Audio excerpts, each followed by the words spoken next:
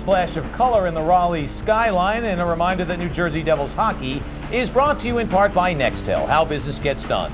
Call 1-800-NEXTEL-9 or shop nextel.com. By TD Waterhouse, the global online financial services firm.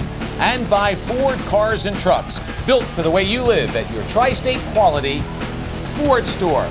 Carolina off to a great start. They lead 2-0 after one in game one of this best of seven. Matt Loughlin along with the Maven, Stan Fischler, and I loved the first period. I mean, the score wasn't thrilling from a Devils standpoint, but there was hitting. There was just a lot of fun throughout. You're right. It was a lot of action, and Devils fans should know why the score is 2-0, and it was hockey is a game of mistakes, and there were a series of mistakes that the Devils made that were very well exploited by the Hurricanes, so we give them the credit for that. That's, you know, this is not alibi alley by any means.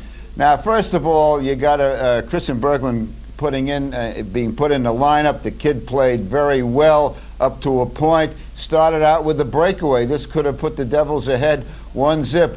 What a tremendous opportunity here. It's a 0-0 hockey game. He goes in on Urbe, and Urbe makes the save, and that's the beginning of the bad period that he didn't put it in. Then the kid gets a penalty.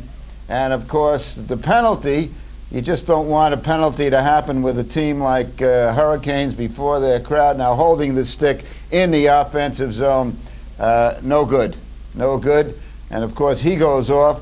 And what happens was another mistake. Johnny Madden loses the face-off. The puck goes back to the point. He doesn't block the shot. Prior to that, Brian Giunta did a terrific job of shot blocking. And the puck gets through, rebound, bang, and Carolina's ahead. So about 4 mistakes exploited by Carolina. And so they have the lead. I liked what David Tanabe said, though. Now they got to settle down a little bit. Devils put some pressure on Urbe. Urbe maybe a little bit in their heads? You know, the ironic thing about that period, Matty, is that I liked the way the Devils played, except for the 2 goals and that one inept penalty kill at the end. It was a very good penalty kill until that face-off. But I like the Devils' vigor. You know, they did some nice checking, and we'll take a look at Patrick Elias making a pretty good attempt right here.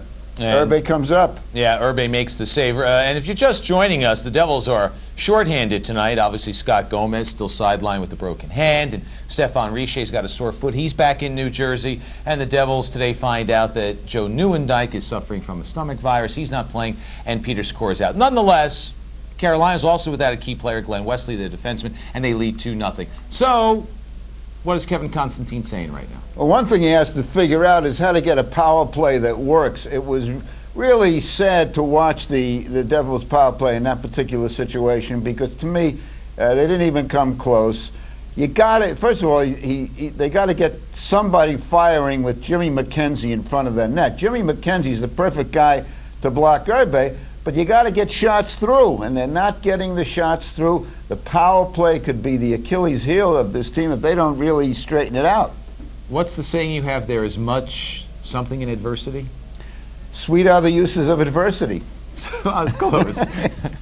We'll see how the Devils You're about as close as the Devils were in that period. We'll see how the Devils try to put to a sweet use the adversity that they're facing down 2-0 after one on the BMW Intermission Report. Highlights and more still to come. Don't go away.